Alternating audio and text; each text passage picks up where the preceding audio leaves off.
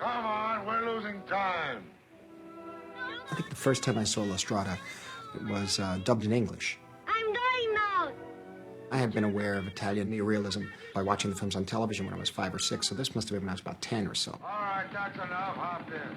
Of course, dubbed in English, it's a kind of a mixed bag when it came to La Strada because two of the main stars are American, Anthony Quinn and Richard Basehart. Cut that out. I haven't said a American audiences are certainly used to their voices, so it kind of masked the unfortunate sort of desecration of the rest of the film because Giulietta Massina's voice in English, it was good. Did you teach Rosa how to play it? But it didn't convey the nature of the language, which was so expressive, funny. Even if you don't understand what they were saying in Italian, it was funny. You could tell it was funny. The spirit of Fellini is there, a lot in that language and a lot in the way people behave towards each other. So it's a credit to the film because whether it was English or Italian, the film still worked very powerfully. I still saw elements of what I was comfortable with as a young boy, which was the neorealism. I kind of understood that. And I remember being vividly struck by the way in which Gessamina and Zampano get together, which is that basically he buys her from the family. And this was, again, something that's post-war in Italy that, as a child, of course, I wasn't aware of that sort of thing. And it was a very strong, powerful point that this sort of thing could exist in the world, for a child, I'm talking about. And so I was very much attracted to the film because of the childlike quality, of course, of Gessamina, too. Giulietta Massina's performance, of course, goes way back to the tradition of the ancient theater. She plays a kind of type, almost like a stock character that has evolved from the ancient world into the Middle Ages in Italy and the Commedia dell'arte. But the closest comparison you can make to her performance goes from Commedia dell'arte to Charlie Chaplin. And it's quite distinct and quite clear. But we're never quite sure how much she really understands in terms of an adult's mind. Yet she's got the heart. And she is the one point of redemption for Zampano, who's a brutal man, angry at the world, angry at himself, violence against everyone. So much of the picture takes place in the outside world. There's the grotesque and the hostile world, still reeling from the war, you know.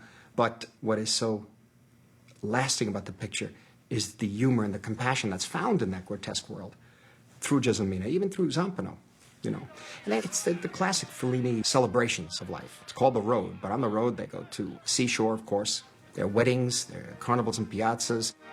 It's a metaphor for the film, obviously, The Road. It's a metaphor for living, you know, a metaphor for life. In the midst of all these celebrations, there's the brutality of Zampano and what he represents, and the inevitability, unfortunately, of the poor fool who, because of his choices, just falls prey to his own fate, creates his own fate. He's going to be killed. He knows he's going to be killed. But he can't stop teasing Zampano, which is very much Fellini. It was very much like a comic. You know, Robin Williams would get up and he'll keep going and going and going, and then every now and then something, he'll go beyond, and then he'll come back. You know, it reminds me of that urge and obsessiveness of really brilliant comic minds. But a brilliant comic mind is really, for me, a mind that looks at life a certain way and understands the absurdity, doesn't take themselves seriously, and that's the fool, you know. But Zampano takes himself seriously, and Zampano is also too hard, too world-weary to fall in love, you know. And I think that's ultimately the lesson of the picture, that he is redeemed through his emotions for her, Gessamina. And I think that's what happens to Zampano. After he kills the fool, he kills something in her spirit, you know. And he understands, I think. Maybe I'm reading into it, but he understands what he's done. He understands the gravity, but not only murdering Richard Basehart's character, but seeing the reaction of her. And I think what was so heartbreaking is how whatever joy she had in life like a child has been crushed by him, his brutality. Because no matter how bad it was to be bought by this man, to be taken on the road, and the way she's brutally rehearsed, despite all that, she was seeing the world. You know, she was seeing the world, and she's in love with him. That's what makes it so touching when he knows that. That's what makes it so disturbing when he knows that. And he knows that there's nothing he could say or do to her, for her, to bring her back, to bring that great spirit back. She's like the spirit of life, you know? And then later on, we have that remarkable ending like a primal scream, where he just, he knows he had it. You know, he was capable of love. And his violence and his anger stamped it out, you know. But he still, for me, that cry of pain at the end of the film is still, for me, at least a breakthrough for him as a character, a kind of redemption. It's just that cry from that very dark, dark, dark place, the place where you have to do battle with yourself, you know, and I think it's a beautiful, beautiful ending. I guess I sensed around me in the world I was living in people like him, and I think my sort of veering towards or preference for characters who are self-destructive, a lot of it comes from La Strada. In my movies, the American movies, a lot of it comes from La Strada, even part of The Fool, too, I think. That aspect of one who just had to say one word too many, you know. And I think there's an element of The Fool in Johnny Boy and Mean Streets, although that's based on people I knew, and actually a little bit of an uncle of mine, too, in a way, in my family. I don't know. I don't think I've ever spoken about La Strada to Bob De Niro, but there's no doubt that the character Zampano made it very clear in my mind that I saw no reason for making not one film, but as many films as possible about a character like that.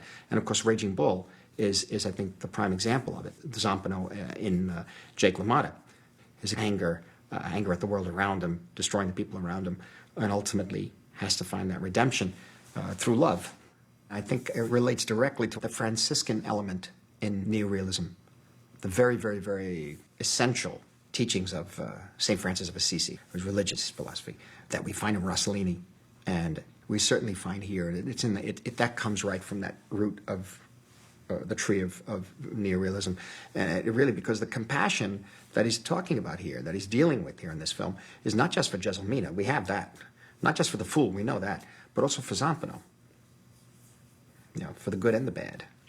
You feel for him at the end. I mean, why end on him? You see, I mean, in another film, looking at that another way, that end on her, but it ends on him. That's the tough place to go to, where your heart goes out to him. The other most important thing everybody obviously will notice is the music score by Nino Rota. Nino Rota and Fellini were tied together creatively. One doesn't know if the images created the music or the music created the images at a certain point. It's really as if it really is a special world that's created by the sound, Nino Rota's sound, that can only exist in Fellini films. The moment you hear the first three notes of a Rota score in any of the Fellini films, you think of the word Fellini-esque. Kind of a circus of sound, it was, in a sense. The Nino Rota music was kind of whimsical and sad and funny and beautiful. Practically every film, there is a theme that is recognizable, you know. It's very moving. It pushes the envelope in terms of being sentiment or sentimental. The difference between the sentiment and sentimental, it just goes very carefully around it, you know. If you don't accept that kind of thing, and you're not going to accept this kind of movie, so, you know, everything you won't accept with it, the music and everything. But if you do, the music is not cloying, I feel. But it creates a kind of circus of the mind, of the soul, in a way. And whenever I hear that Nino Rota music, I always think of the road, them walking down the road in this film, of driving down the road. I think of the road in Cabiria, where she meets some 2 or 3 kids playing fife or something. She just walks along with them. You think of the road through La Dolce Vita. You think of the circus of 8½, the circus of making a movie. It's all scored by Nino Rota. One other key element, this is a good example of the close collaboration between Fellini and his director of photography, Martelli, who had done Vitelloni and Variety Lights. I think it's important because it begins a kind of magical, I guess the novels they call it magical realism. This has that. Not exactly as in a literary sense, but he could go anywhere visually with his movies. And I get you, this is indicated in this movie, not in Vitelloni, but in this one. And then in Cabiria, it gets more level. But by the time he's in La Dolce Vita, it's flying into another area. And then finally, he lands on Mars with 8½. You know, that's the end. And it goes on beyond that. The camera work in the film, for me, is, it comes out of neorealism, right? But it's more controlled. The lighting is more sophisticated. He's using actors mixed with non-actors, there's no doubt about it, in the style of neorealism. But what's happening with Fellini is that, of course, he's going off now from the tree of neorealism from Rossellini, Visconti, and De Sica, particularly from Rossellini. Still got that neorealist direction. You'd think you're watching neorealism, but there's a kind of magical sense in the film. For example, Jessamina, her wonderful ability, like a child, to be excited by everything she's seeing in the world. She runs into that farmhouse while they're having the wedding outside, I think, and there's the poor disabled child in bed, like something out of a Vermeer painting. The lighting is glowing in that scene. I don't know. It's a very tricky thing because it appears to be one thing, but it's not. It is very much precursing Dolce Vita and 8.5 in terms of lighting style. It's gone into the Fellini magic land, fantasy land, the circus. The circus. That's what it is. He loved the circus. He loved the circus. I don't like the circus. I had problems with it, but he he really loved the circus, and he's the only one I can watch. The only films I can watch the circus scene through his eyes. You know, mainly because of the humor. Very often the cynical humor. Yes, very cynical, but also the compassion. I was lucky enough to meet Fellini in 1970 in Rome, my first trip there. And he was very open, very generous. I was part of a film festival thing, and I brought some avant-garde films to be shown to this festival. And then in the 70s, I went back and forth to Italy and got to know him very, very, very well. And he didn't talk directly about with him, he didn't talk directly about his movies. He didn't need to. He was a man who could talk about anything. He was brilliant, whether in Italian or English. So the English was a little poor, but the Italian was incredible. The greatest comic timing, wonderful way of telling stories, whether they were true or not. You know, whether he's lying to you or not. I mean, it's quite funny. And the teasing, the constant teasing, like when he said, "What did you like about Italy?" When I first saw him, I said, "I like Pompeii." He said, "Pompeii's made for the tourists. It never existed. We're just building that, you know." I said, "Where can I get good lasagna?" He said, "Mama Cesarina's." Now, you go there tonight, you get some good lasagna, Mama Cesarina's restaurant. I got there, and I said, "Mr. Fellini sent me to get the lasagna." So he came and he ate all of it. And his whole party, there's no more left. So it was a constant thing like that for the rest. And of course, I got a little friendly with him because I became friends with a lot of people in the Italian film industry. Although you can't be friends with an idol like that. I mean, I can't. You're always more, you're way down, he's up there, so you're always hovering around, you know. And just listening to the stories and descriptions of making the films, but usually he was more interested in telling the stories about the deals and how the things fell apart or how they came together and who robbed who and who's a crook and who's a moral dwarf, as at one point he called a couple of producers. They're moral dwarves, you know. And it went on like this, you know, some of the funniest things. Quite intense, but actually very, I mean, you could just tell from the films, very loving man, a very, very amiable and loving man. We miss him desperately, and at least we have some of the films. Even though I Vitelloni influenced me the most directly, this is the cornerstone of all his work, La Strada. I think it's the one you have to see. If you don't see any of his pictures, if you can go from La Strada to 8.5, it would be okay. I mean, it would be wonderful to see Vitelloni and Nights of Cabiria, even Il Bidone, you know, but if there's only one film I guess you have to see of Fellini's pre-8.5, I think it would be this one. It's what he's all about. Again, that Franciscan element of neorealism, compassion for every living being. That's the idea. And that's what you have in this film.